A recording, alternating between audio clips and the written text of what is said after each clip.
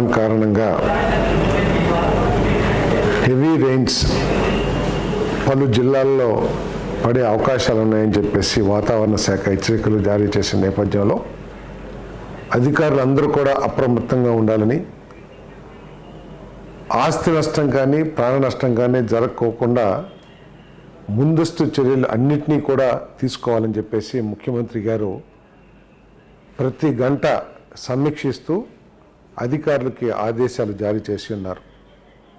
వారు ఇతర దేశాల్లో ఉన్నా, హైదరాబాద్లో ఉన్నా అక్కడి నుంచి పరిస్థితిని ఎప్పటికప్పుడు సమీక్షిస్తూ అధికారులకి తగు ఆదేశాలు ఇవ్వటమే కాకుండా ఒక్కొక్క జిల్లాకి ఒక ఐఏఎస్ అధికారిని, ప్రత్యేక అధికారిని నియమించడం కానివ్వండి, అదేవిధంగా ఒక 6-7 జిల్లాలకి ఒక సీనియర్ ఐఏఎస్ అధికారిని నియమించడం కానీ ఇవన్నీ కూడా మరి ముఖ్యమంత్రి గారు పర్యవేక్షిస్తూ ఉన్నారు. మరి అధికారులు కూడా ఈ హెవీ రెయిన్స్ సైక్లోన్ సందర్భంగా ప్రత్యేకంగా గర్భిణులకి, హ్యాండిక్యాప్డ్ పీపుల్కి వీళ్ళందరినీ కూడా సురక్షిత ప్రాంతాలకి తరలించాల్సిన అవసరం ఉందని చెప్పేసి అధికారులకు ఇప్పటికే ఆదేశాలు జారీ చేయడం జరిగింది.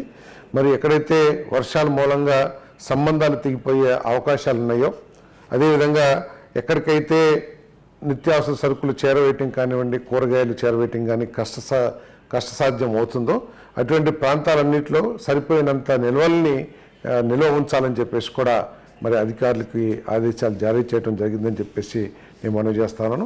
మరి అదేవిధంగా ఇరిగేషన్ శాఖ అధికారులు కూడా చెరువుల పరిస్థితిని సమీక్షించి ఇప్పటికే ప్రత్యేకంగా నూజివీడు ప్రాంతంలో మరి ఎన్ఎస్పి కాలువల ద్వారా మరి ఇటీవల కురిసిన వర్షాల మూలంగా చెరువులన్నీ కూడా ఎక్కువగా నిండిపోయి ఉన్నాయి.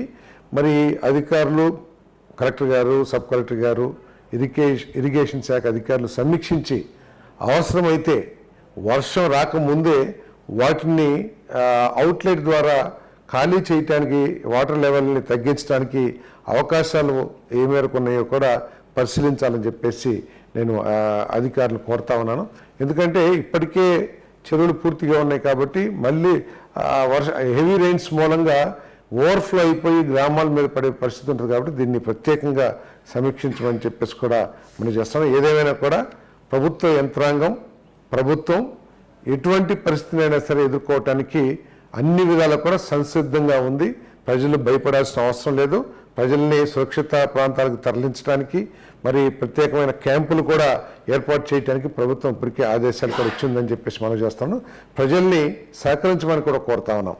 ఎందుకంటే మరి హెవీ రెయిన్స్ 100-110 కిలోమీటర్ల స్పీడ్తో గాలులు వీచే అవకాశం ఉంది కాబట్టి అధిక వర్షాలు పడే పరిస్థితులు ఉన్నాయి కాబట్టి అటువంటి ప్రజలందరూ కూడా ఎక్కడైతే మరి రేకుల షెడ్లు కానీ లేకపోతే పూరిళ్ళు కానీ నివసిస్తున్న ప్రజలందరూ కూడా సురక్షిత ప్రాంతాలకు వెళ్ళాలని, ప్రభుత్వం ఏర్పాటు చేసే క్యాంప్స్లోకి వెళ్ళాలని చెప్పేసి మరి వారిని కూడా కోరటం జరుగుతుంది.